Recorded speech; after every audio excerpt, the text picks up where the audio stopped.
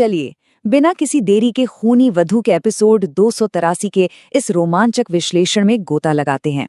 आज की चर्चा में हम देखेंगे कि कैसे अलौकिक खौफ और इंसानी धोखे के बीच की लकीरें एकदम धुंधली और खतरनाक हो गई हैं।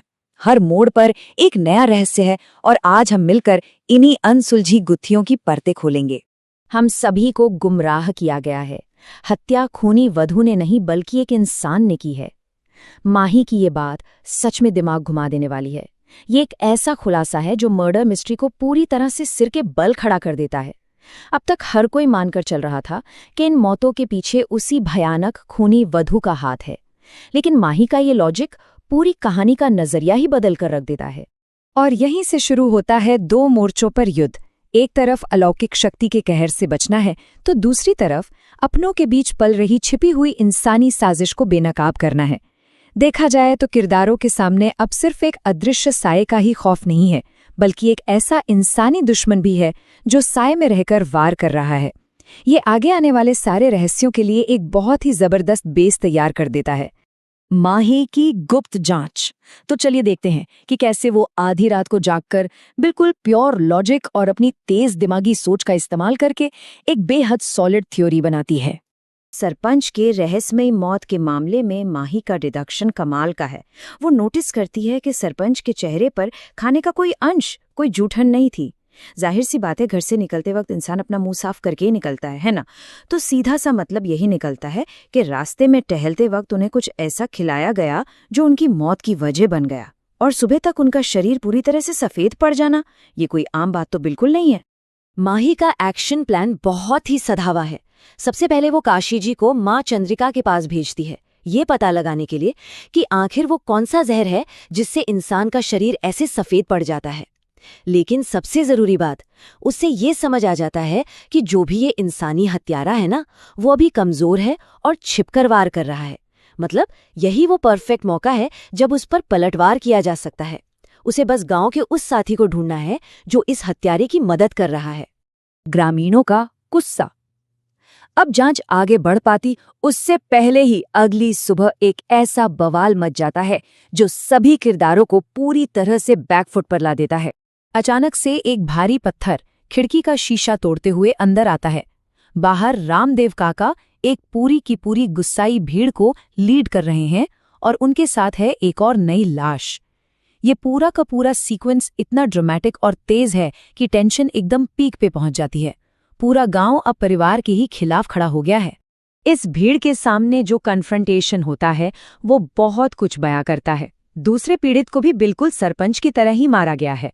माही बार बार अपने परिवार का बचाव करते हुए समझाती है कि इसके पीछे किसी इंसान का ही हाथ है, लेकिन रामदेव काका वो माही की एक नहीं सुनते। सच कहूं तो ये देखना बहुत ही दिलचस्प है कि कैसे खौफ के साये में भी इंसानी लालच अपनी जगह बना लेता है। रामदेव काका को तो बस सरपंच बनना है और वो इस दहशत का पूरा इस्तेमाल अपनी राजनीतिक महत्वाकांक्षाओं को पूरा करने के लिए कर रहे हैं। उन्हें सच से कोई मतलब नहीं है। बृजमोहन का खतरनाक खेल। एक तरफ जहां भीड़ बाहर हंगामा करके सबका ध्यान भटका रही है, वहीं काल भैरव मंदिर के पास एक बहुत ही खामोश लेकिन कहीं ज्यादा भयानक साजिश आकार ले रही है। आखिर माही की हर एक हरकत पर छुपकर कौन नजर रख रहा था? जब माही सुराग ढूंढने के लिए अकेले निकलती है तो एक परछाई की तरह उसका पीछा करते हुए एक शख्स नजर आता है और ये सस्पेंस को एकदम थ्रिलर वाले लेवल पर ले जाता है। ये और कोई नहीं बल्कि बृजमोहन है। बृजमोहन की मैनिपुलेशन की ये रणनीति बहुत ही चालाकी भरी है। वो मंदिर के पास माही का पीछा करता है और डिसाइड करता है कि सीधे हमले से ज्यादा असरदार मनोवैज्ञानिक युद्ध यानी साइकोलॉजिकल वॉरफेयर होगा। वो सीधे चांदी को फोन मिलाता है और माही और शिखंड को लेकर एक बिल्कुल ही झूठी कहानी गढ़ देता है। और सबसे खतरनाक बात क्या है, वो माही के कपड़ों के रंग का एकदम सही जिक्र करता है, जिससे वो अपने झूठ के सबूत के तौर पर इस्तेमाल करता है। ये वॉर हथियारों से नहीं बल्कि झूठ से किया गया है, जो धीरे धीरे परिवार के आपसी विश्वास को दीमक की तरह चाट रहा है। यहाँ एक बहुत ही कड़ा कॉन्ट्रास्ट देखने को मिलता है। एक तरफ है अलौकिक शक्ति जो सीधे शारीरिक हमले करती है, खौफनाक भ्रम पैदा करती है, और दूसरी तरफ है ये छिपा हुआ इंसानी दुश्मन जो दिमाग से खेल रहा है, मनोवैज्ञानिक हेरफेर कर रहा है और अपनों को ही एक दूसरे का दुश्मन बना रहा है। ये बिल्कुल साबित करता है कि इंसान का शातिर दिमाग किसी भूत या प्रेत से रत्ती भर भी कम खतरनाक नहीं होता। खूनी वधू का हमला। इन सभी साजिशों के बीच अब जरा ध्यान देते हैं चेतन पर, क्योंकि उसका अकेले रात में बाहर निकलना एक बहुत ही खौफनाक टकराव को न्योता दे देता है। चेतन का ये सुपरनैचुरल एनकाउंटर सच में रोंगटे खड़े कर देने वाला है। एक रहस्यमयी लड़की से ध्यान भटकने के चक्कर में वो अपनी जीप सीधे एक पेड़ से टकरा देता है, लेकिन जब उसे होश आता है तो वो देखता है कि जीप में तो खरोच तक नहीं आई है।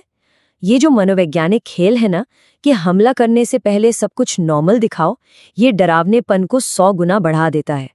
और फिर वो रहस्यमयी लड़की हंसते हुए खूनी वधू में बदल जाती है। फटे कपड़े और उसे अपने उस असली खौफनाक रूप में वो उसके सामने खड़ी हो जाती है। चेतन हार नहीं मानता। वो अपनी सुरक्षा के लिए एक मंत्र पढ़ता है और वार करता है, लेकिन खूनी वधू वो उस हमले को हवा में ही ऐसे काट देती है जैसे वो कुछ था ही नहीं। ताकत का ये असंतुलन सच में डराने वाला है। ये साफ दिखा देता है कि इस प्राचीन शक्ति को रोकने के लिए सिर्फ इंसानी जादू टोना या मंत्र काफी नहीं पड़ने वाले हैं। वो अब एक जानलेवा हमला करने के लिए बिल्कुल तैयार है। तो अब सबसे बड़ा सवाल, क्या चेतन इस जानलेवा हमले से बच पाएगा?